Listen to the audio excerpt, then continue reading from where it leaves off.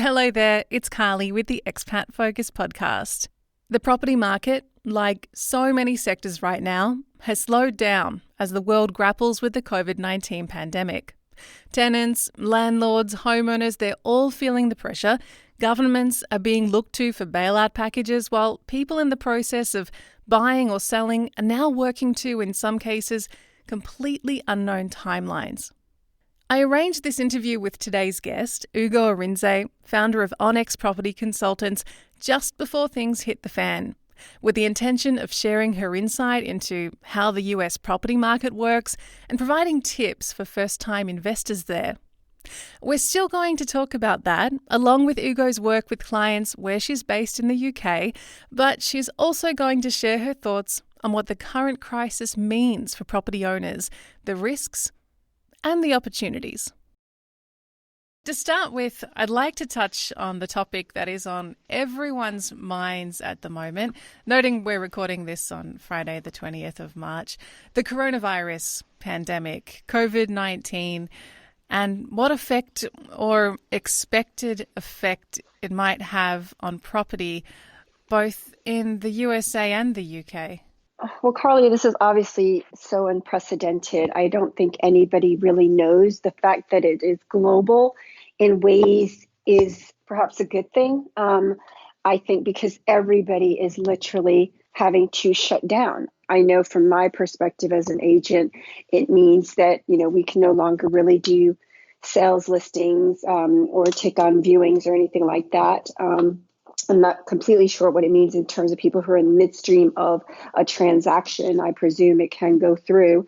But long term, certainly it's going to have an adverse effect. But, obviously the real estate sector is just one of many industries that are going to be adversely affected as people are just not able to move. But the magnitude of it, obviously no one really knows. But, in ways I always come back to, real estate is housing at the end of the day. So it is a fundamental need of humans.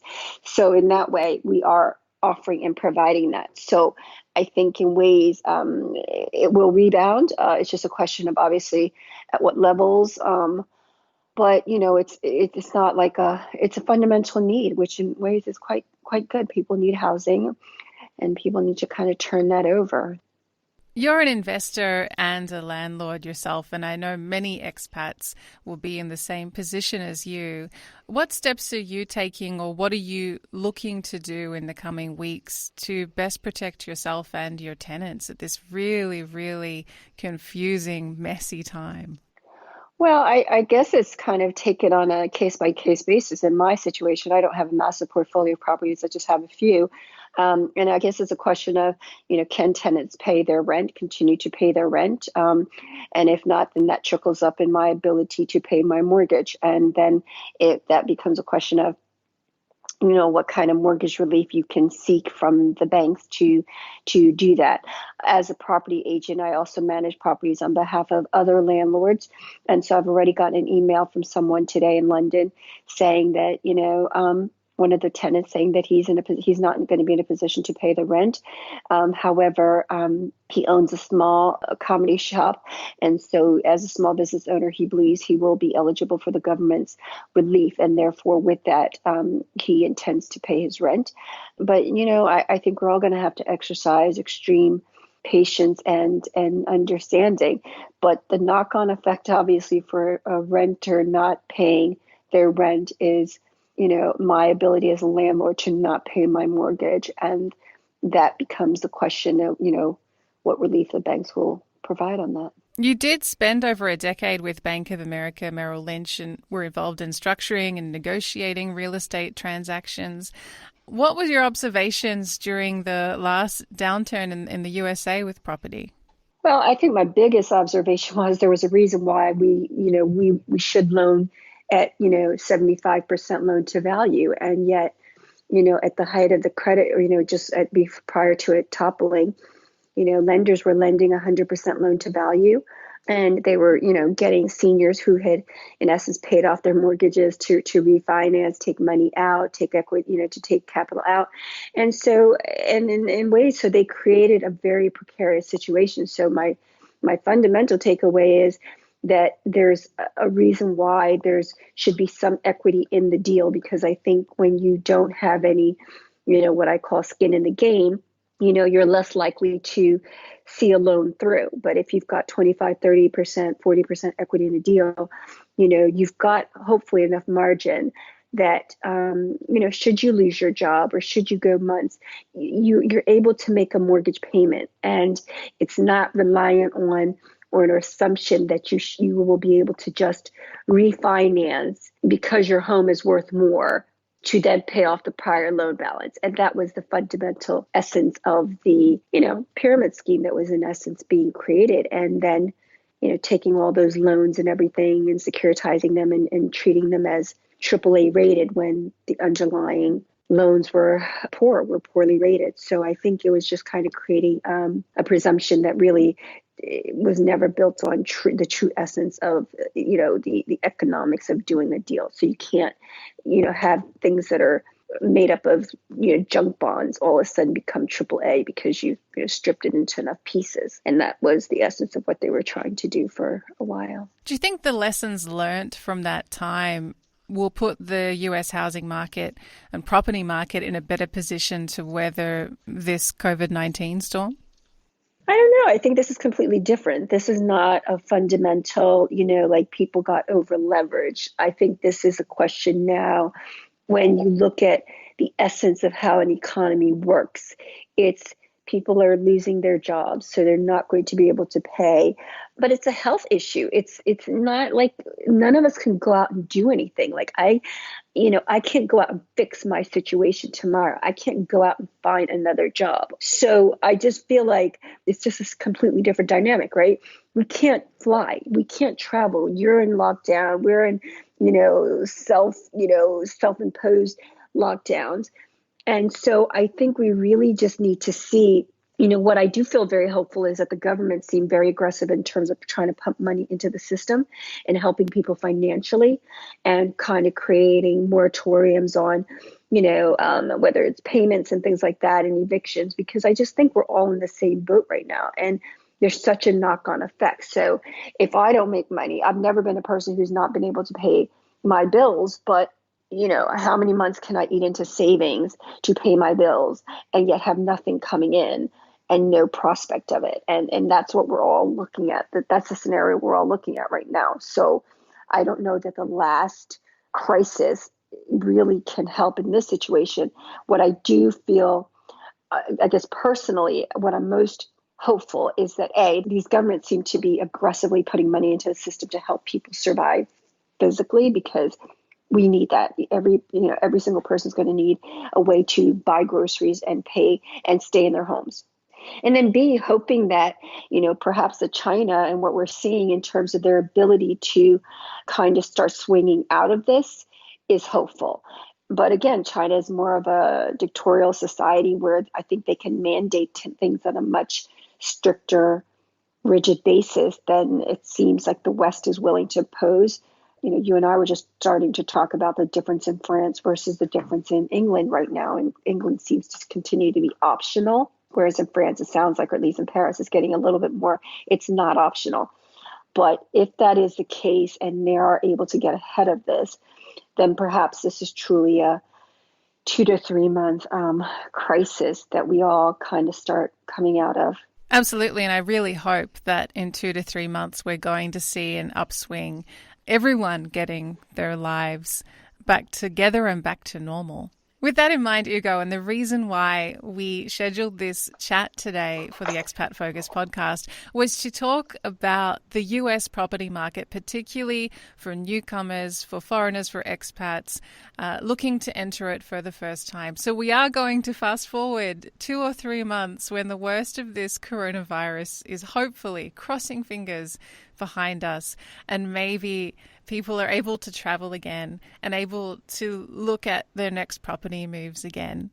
For newcomers to the US market, can you paint a picture for me of how it typically works? What role do property agents and consultants play in the process of looking at property to buy? Well, I think the nice thing is in America, if you were looking to buy a property, you do have the benefit of the market is set up such that there's buying agents and selling agents. And so you do get representation on the buy side, and both agents or all agents are licensed agents. And that's really great. And that's a big difference from, say, how things are in London, which kind of blew my mind, which is why I do offer buying agent service. But, that is something that if you're moving to America, most likely you would ask for a referral, or if someone can put you in touch with a buying agent who then represents you, and they will help you navigate that city or area you're considering buying, and we'll show you the properties that are available. And they're really have a fiduciary responsibility to you, so that they can advise you, and such that when you're writing an offer, it's a legally binding offer. So they will sit with you to write the terms of that offer.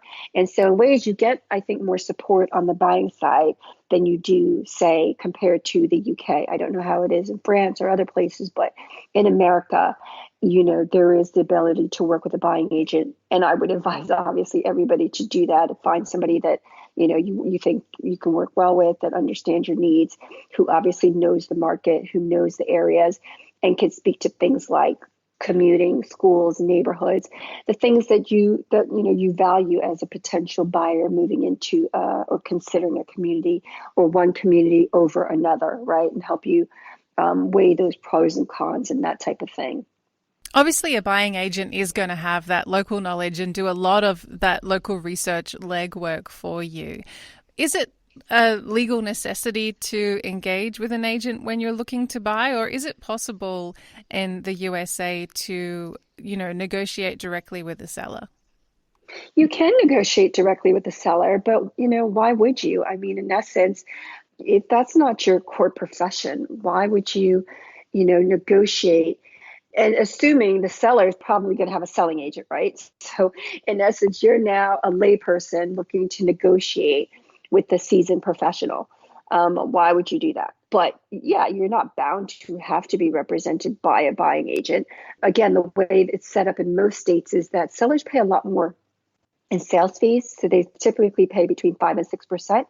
And that gets split between the buying agent and the selling agent.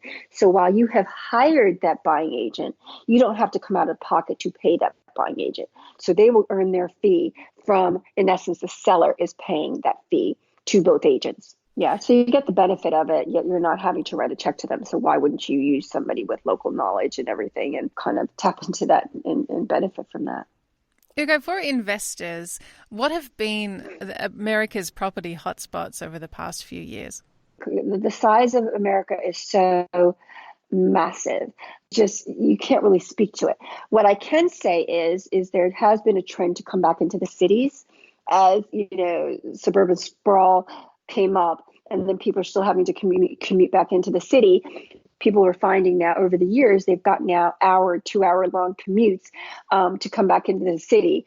And yet they don't have an infrastructure halfway near of what Europe is, right? So people are driving into work in most cases. So they're sitting in traffic for hours at a time before they get to work and on the way home. And then, trying to have a lifestyle with family. Now, what you're seeing is a major resurgence back into the city. So I lived in Washington, D.C. before moving to London. And it's just, you're just seeing it just grow exponentially, right? So things like waterfronts and areas that were completely underutilized, underconsidered, are having billions of dollars being poured into them, so that they're creating live work spaces such that hopefully it might start addressing things like pollution and commuting and, your ability kind of to walk to work or commute to work and things like that. And then culturally, right? So people are getting really excited about, the experience of living in cities, whether it's, their local coffee shops, and just being able to walk to things versus having to drive to everything out in the suburb.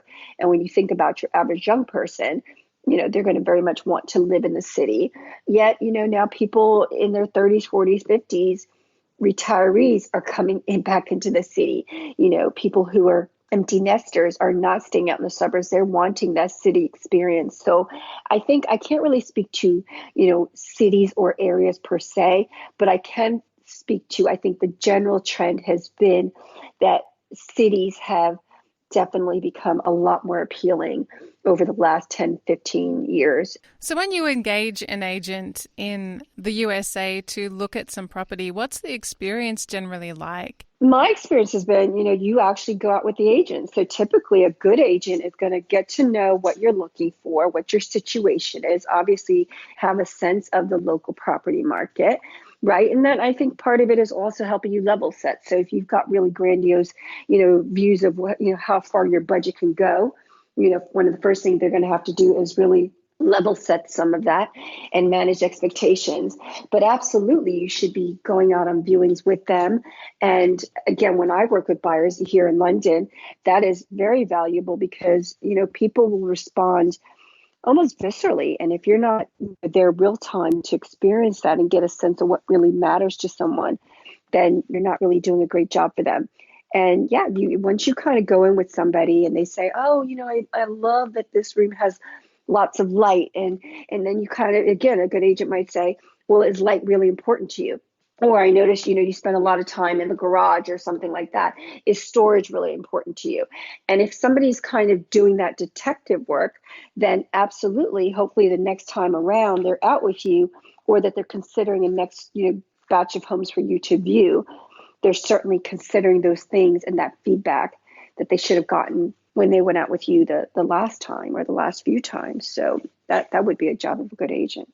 Ugo, you perform this role in London yourself. When you're taking around foreign buyers, do you notice that there are aspects that expats are more likely to overlook when they're looking at property in a new country?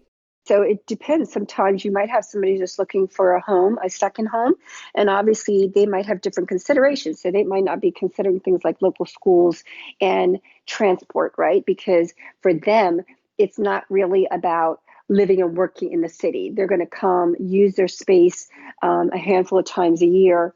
And so for them, they might be much more concerned about, is it a secure building, right? Does it have a porter or a concierge? Is it a place that they can lock up and leave? So I find a lot of expats will be quite concerned about that if they're not utilizing the home on a regular basis. So they might not like a converted terrace property. They might prefer more of a building with a concierge because there's more sense of security. So that becomes a big deal for expats or potential foreign investors. Some investors I work with who are looking as a buy-to-let investor. So they're looking from a rental perspective. And then it becomes, what areas do we think might be really appreciating in the next few years? What areas, have really strong demographics and underlying economics that are going to underpin rental demand. So we're going to look at it from a very different perspective. Some people are looking for great values. And so it's going to be, what are those properties who might have been on the market for some time, or you feel like are, very overvalued, or have, sellers who might be more inclined to cut a great deal. So it depends, what is driving somebody's underlying reason to buy. People might be moving over as a family. What I do think often, people coming over as families, I don't think they're going to jump into buying first. They're typically going to rent first, get a sense of London.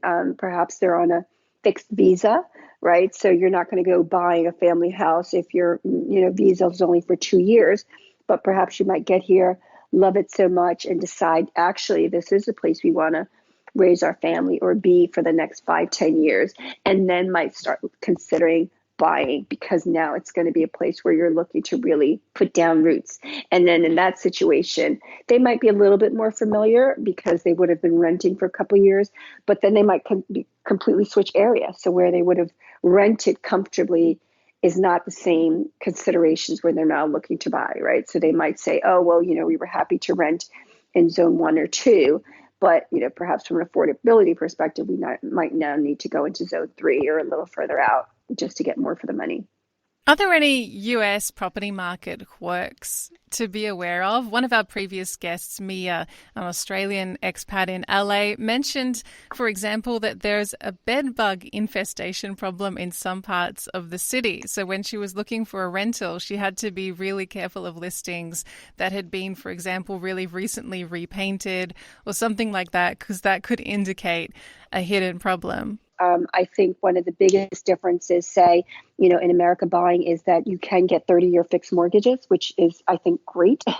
So from an affordability perspective, it really offers you a better ability. I don't know how that might be affected by somebody being a foreign national buying into the American market, but that's one of the biggest differences is that in America, you can get 30-year fixed mortgages. So you can get, mortgages for a lot longer terms. As far as any other kind of nuances, again, every country is going to be really different in terms of how the property market works. I think New York is an exception, an anomaly compared to every other place in the country. They have a dynamic called co-op boards. So a co-op board it's like buying a condo, but it's a board that actually has complete discretion over who buys. So you can be as wealthy as you want, whatever, no issue on your ability to purchase that home. If they don't like the look of you, they can decline you. They can completely decline you. So Wow. That's a nuance completely unique to New York, is the ability for co-op boards to really be at their complete discretion as to who buys into that building. And it can be for whatever criteria that they choose. Somebody can, have a dog and they can be like, our criteria is, no dogs over 50 pounds. And, they put that in last month. So co-op board dynamic is really unique to New York. But again, U.S. is a massive country. It's the size of a continent, obviously.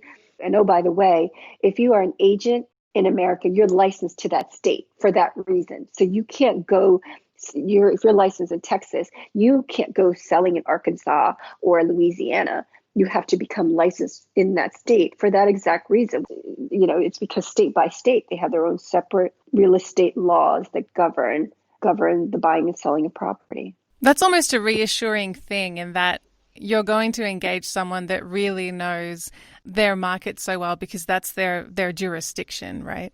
Absolutely. Yeah. And that's the whole point. So I know, like, for example, as I said, I lived in DC before moving to London, and yet DC sits, between Maryland and Virginia, and they kind of call it the DMV, right? So the borders are so fluid, right? So you can easily, go into DC to Maryland, into Virginia, super easy. You really want, as an agent, to be licensed in all three, because you might show somebody something and then they say, oh, actually, you know what? We think we want to go into Bethesda, which is in Maryland. But you know what? Actually, Arlington is super quaint and that's in Virginia. So if you're not licensed, you're not able to take those clients across those borders. So again, because each state will have their own, real estate laws that are going to govern perhaps escrow, or going to govern title work. Yeah, it's just going to be very different. Ugo, what would be your 3 pieces of advice to expats looking to invest in their first property in the States?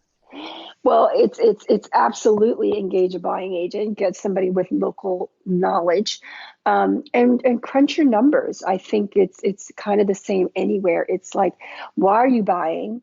What is your horizon for buying and timeline for buying? Make sure, obviously, if one of the biggest things is perhaps people were very big on buying off plan, and, they were going to buy something and it was going to be worth, 50% more when it finally got completed in a couple of years, where certainly that's not the case anymore since we've had the financial crunch.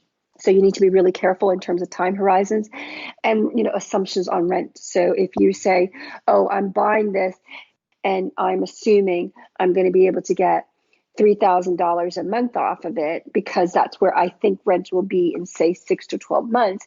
Well, you better make sure that your numbers stack up based on $2,500 a month or $2,000 a month. You have to be, I think, err on the side of being conservative when you're making sure a deal stacks up. Obviously, the maintenance cost of owning is quite significant. So you want to make sure you've got enough reserve available and you want to have that set aside. So I always advise my clients that, with that rental cash flow, that you're not just paying mortgage and pocketing the rest. You obviously have things like taxes to pay, and also then things like maintenance, because what you don't want is a situation where the boiler or the roof or something goes wrong and you don't have the cash flow to pay it. And you're now, relying on a credit card or something else or something catastrophic. Um, so yeah, you really just kind of need to set it aside. I do think your ability to earn a yield is better in most places in America. London is really tough, and I think a lot of that is just because, stamp duty. We pay stamp duty on purchase. In America, in most places, there's really no place I know of, maybe New York, but you're not typically paying a tax on purchase. So in London, when you add that in, it typically destroys your ability to really earn a good cash yielding investment. Most people buying into London property market are buying for long-term appreciation. They're willing to forego getting cash flow on a monthly basis in lieu of the fact that London property prices have appreciated so much historically. Whereas places in America, and I still own, that cash flow very well. You can buy a property where you can get yields of 8, 10, 12%, and that makes for a good cash flowing property such that you've got enough money coming in, pay the mortgage, set maintenance aside, and still, pocket a couple hundred, maybe $1,000 a month. That's a very good investment opportunity. But, the trade-off may be that property might not appreciate as much in 10 to 15 years, but what you bought it for was to get some extra cash flow off of it. Perhaps you're looking at university towns or places where students are. Then again, you want to make sure those dynamics are, you're clear on what that means, and the kids are in school, for 9 months out of the year. Does that cash flow work for you? Blah, blah, blah. A lot of people are turning to Airbnb to really boost yields. Obviously, then that's got, dynamics and criteria of its own. But we've seen right now with everything coming back to, COVID-19, Airbnb is decimated right now. Decimated, right? Because who is traveling? But it takes such a global, catastrophic thing across the world, not just in one place, but across the world where there's no movement of people anymore. So Airbnb, which we are seeing a lot of investors going into simply because they were trying to really juice those yields, increase those yields by offering it on a short-term basis. They're stuck. They're completely stuck right now. And they're not going to get a lot of relief because I don't think, if you've been kind of doing short lead and you might not have been doing it legally and stuff like that, you might be really stuck. So you might not be entitled for help, and then you're looking for a exactly, long-term exactly, tenant, and suddenly exactly. that pool of people with extra cash Exactly. is, Exactly. oh It's quite man. small. Yeah. So it's all turned upside down. And I just think in life, obviously, we're all trying to make ends meet. So I don't say this like, oh, just say that, just look.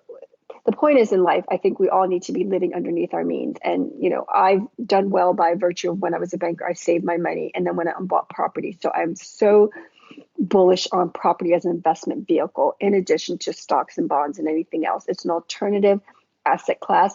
One of the things I like most about it is that what other investment vehicle will somebody loan you money to buy it, right? Nobody's loaning you money to go buy stocks. Nobody's loaning you money to go buy bonds.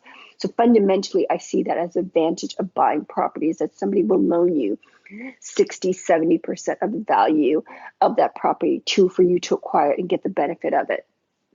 So I see that. But then, again, when we see what the UK government's been doing in terms of hitting landlords and just scraping all the benefit and taxes and everything else, I kind of say, why are you doing that when people are actually literally just trying to come up with vehicles to really manage their life retirement, right? And if I didn't have the properties I have today, to be strictly reliant on my 401k when I was a banker, yeah, I did well, but I'm glad that I have properties that have cash flow for me and offer me an alternative post retirement. That if I need to sell them, I've got significant capital now that I've built up, equity that I've built up. I've had them at decent interest rates. I think that's a dynamic that people can take advantage of right now, as the interest rates are very low. So again, while everybody's panicking, perhaps this is a good opportunity. If you can offer something perhaps and say, oh, I'm going to be looking now to say complete in a couple months, and hopefully the world gets back into order, you're going to be able to rent it. And now you've taken advantage of getting a really good deal, right? But there's some risk involved with that. But I've got cash buyers who are kind of ready to do exactly that, and are willing to kind of ride it for a couple months, knowing that they're getting deals at exceptionally good opportunity and good value. I guess even in the darkest times, there's always going to be some upsides, and it's about finding that in the property market over the coming months and being ready when things do uptick again. Absolutely. Absolutely. I tend to be optimistic in all things. I don't think, look, as a society, as a humanity, we're going to get through this. We're going to come out of it. I think what you should be doing is probably saving your pennies, being strategic, and have your finger, ready to push the button when you feel comfortable to do that. But be educating yourself, reading up on return on equity yields, that type of thing. And I think the thing about real estate, because so many people get into it as an alternative vehicle, people think they know it and then just kind of jump into it. Oh, my grandmother bought a property, blah, blah, blah. But a lot of people come accidental to landlords. Yet, if you're just buying into stuff and haven't really done the homework, you will get burned. And it can be a very costly, expensive mistake, which is another reason why, again, I say work with an agent who can advise you. And I offer my service in London. Yes, buyers have to pay me for my fee, but it's like, I believe I negotiate, thousands of pounds of savings on behalf of my clients, well in excess of what my fee is. But that's not the only reason to work with someone like me. It's because if someone is an expert in that thing, they can bring perspective. They can bring crunching the numbers in a way that you can't do on your own, or giving you, leasehold versus freehold, or, do you have enough reserve, and blah, blah, blah. If your interest rate is variable rate, well, what happens if it jumps 100 basis points? How does that stack up for your deal? If you're making assumptions based on a finite set of criteria or a static set of criteria right now, then how many months can you go and the property be vacant, right? Or tenant not be able to pay? Be clear on those things, because if you're not, then that's when it gets very costly. Real estate investment, when it's good, it's great. When it's bad, I've had properties that have gone months, not being rented, and for whatever reason, or if there's been a maintenance issue, and then you got to go in there and fix it before you can rent it again. And so that takes cash flow and everything else. So you just have to be willing and have the stomach to ride the ups and downs, and yet, don't moan when things are bad. Yet when there was cash flow coming in, you just took it and just spent it, right? If you didn't set it aside for the rainy days, then you haven't really managed that property prudently, that investment prudently. That's it for this episode. If you have any questions for Ugo or want to share your own property investment experience, head over to expatfocus.com, follow the links to our forums or Facebook groups. Be sure to check out our other interviews, which include an international property investment chat with Leif Simon and Mark Sayers, who talks through your need-to-knows before buying a property in France. If you like what we do, please subscribe, share us. You can even suggest a topic for an upcoming episode of the Expat Focus podcast by dropping us a note on social media. I'll catch you next time.